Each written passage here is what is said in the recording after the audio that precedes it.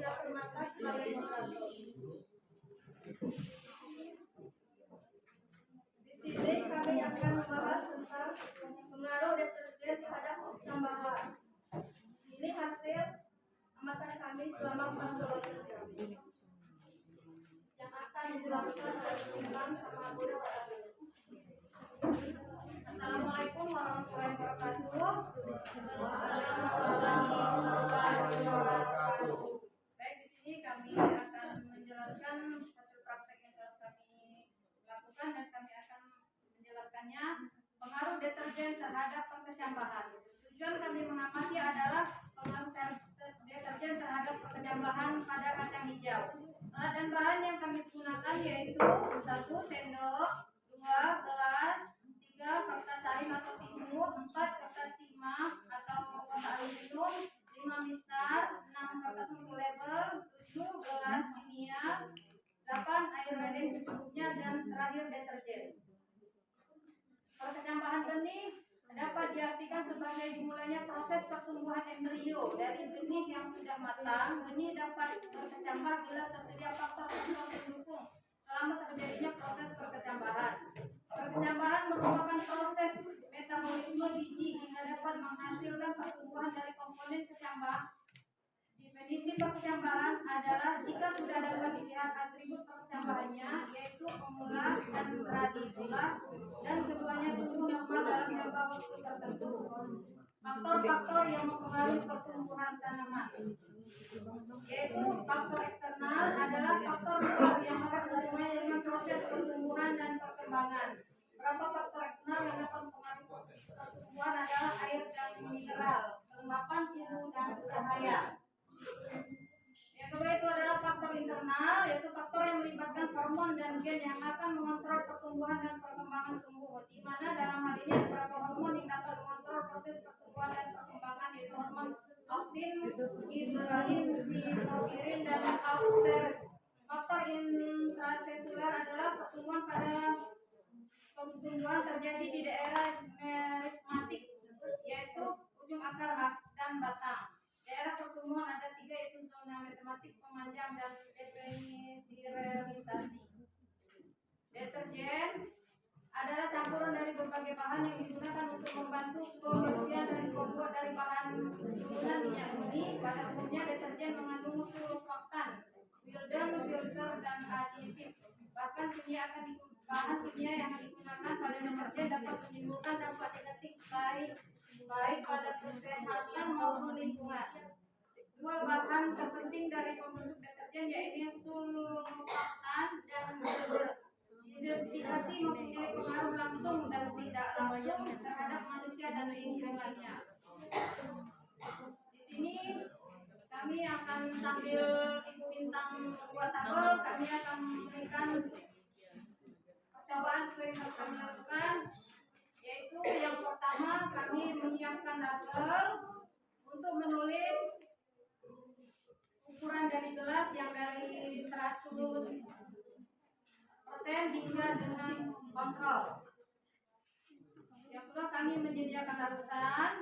Larutan yang kami sediakan yaitu air pump, yaitu pertama kami sediakan air pump. Dan juga kami menyediakan deterjen. Deterjen tersebut kami sediakan 100 gram, diaduk dengan air 1000 gram. Setelah kami aduk, kami tuangkan kepada kecambah yang 100%. Nah, setelah itu air yang 1000 gram kami keluarkan dan kami sisakan 50%, yaitu 50 dan kami tambahkan lagi air pump menjadi 1000. Lalu kami aduk dan kami masukkan kembali kepada kecambah yang 50%. Yang ketiga yaitu kami keluarkan lagi airnya hingga 25% dan kami tambahkan kembali hingga 1000. Setelah diaduk kami masukkan ke kecambah yang 25%.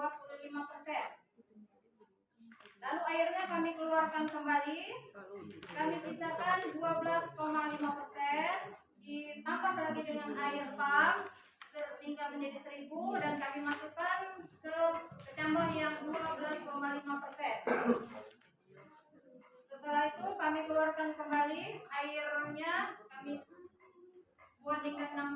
25% ditambah dengan air pump sehingga menjadi 1000, diaduk dan dituangkan kepada kecambah yang 6,25%.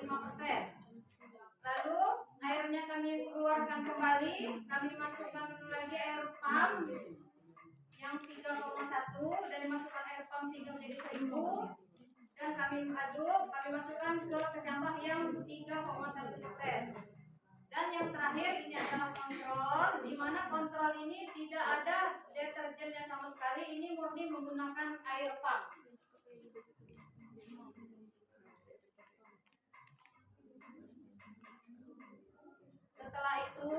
Setelah semuanya kami tutup, kami diamkan selama 24 jam. Setelah 24 jam, kami lihat hasilnya. Untuk yang 100%, ini ibu-ibu ya, Bapak bisa dilihat bahwa yang mempunyai pengaruh deterjen 100% itu tidak tumbuh sama sekali. Dan kacang hijaunya pun berubah menjadi hitam. Dan untuk yang 50% kami buka, ini untuk 24 jam dia belum mengalami pertumbuhan, masih 0. Sedangkan yang 25% dia sudah mengalami pertumbuhan namun baru muncul. Ketika kami senti itu baru 1 cm. Dan yang 12,5 agak lebih panjang. Tumbuhnya agak lebih panjang ya. Dan yang 6,25 itu warnanya sudah seperti hijau, tidak lagi warna coklat-coklat. Dia pun sudah agak panjang. Dan juga yang 3,1% dia pun tumbuh panjang, bisa dilihat ya. Dan untuk yang kontrol dia tumbuh sangat baik, warna kecambahnya masih tetap hijau dan pertumbuhan kecambahnya juga gemuk, selain panjang dan juga gemuk.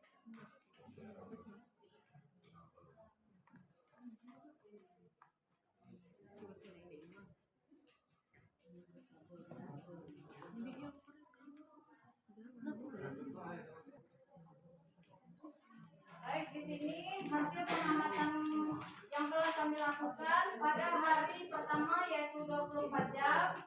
Untuk yang deterjen yang 100% itu sama sekali tidak mengalami pertumbuhan, yaitu semua dari kecambah 1 sampai ke kecambah 10 itu ada 0. Sama sekali tidak mengalami pertumbuhan. Dan untuk yang 50% pun juga sama, di hari pertama tidak mengalami pertumbuhan. Sedangkan yang 25% itu di hari pertama mulai mengalami pertumbuhan namun bervariasi. Ada satu yang belum tumbuh, ada yang 0,1 hingga ada yang lebih panjang 0,4. Untuk yang 12,5% itu juga ada yang belum tumbuh di hari pertama 24 jam hingga paling tinggi itu 0,5 mm. Dan yang 6,25% itu semuanya mengalami pertumbuhan. Yang terendah itu adalah 0,1 mm dan yang tertinggi ada 0,5 untuk tingkat panjang kecambahnya. Dan yang di 3,1% itu semua mengalami pertumbuhan. Yang paling rendah itu 0,3 dan yang paling tinggi itu ada di 1,2. Dan yang untuk kontrol semuanya tumbuh. Pertumbuhan yang paling rendah yaitu ada di 0,5 dan yang paling tinggi ada di 1,2. Itu yang untuk hari pertama dan bisa dilihat di tabel yang pertama. Dan setelah kami amati kembali di hari kedua yaitu 48 jam, yaitu untuk 100%-nya, deterjen 100%-nya belum juga mengalami pertumbuhan, bahkan dia mengalami perubahan warna. Sedangkan yang 50% itu mengalami pertumbuhan namun baru muncul. Itu baru munculnya itu baru ada yang 1 cm dan ada yang juga belum muncul. Untuk yang 25% itu semua mengalami pertumbuhan dari yang semula ada yang 0 hingga 4 dan dia tumbuh menjadi paling tinggi itu 0,7. Yang terendahnya, yang tertinggi ada 1, yang terendahnya adalah 0,3 meter. Dan yang untuk 12,5 semuanya sudah mengalami pertumbuhan. Semula di hari pertama itu masih tingkat 0,0, dan yang di hari keduanya itu sudah mengalami pertumbuhan dari 0,5 hingga tertinggi menjadi 1,9. Dan yang 6,25% yang semula 0,1 sampai 0,5 menjadi paling rendah 0,7 dan tertinggi 2,5. Untuk yang 3,1% yang di hari pertama itu paling rendah 0,3 dan tertinggi 1, dia di hari kedua 48 jam itu yang terendahnya 0,7 dan tertingginya ada di 2,2. Sementara untuk kontrol, ini yang pertumbuhan yang normal karena tidak ada pengaruh deterjennya. Yang semula tumbuh di hari pertama 0,5 hingga tertinggi itu ada di 1,2 dan tumbuh di hari kedua setelah 48 jam. Yang terendahnya ada di 1,8 dan tertingginya ada di 3 mm.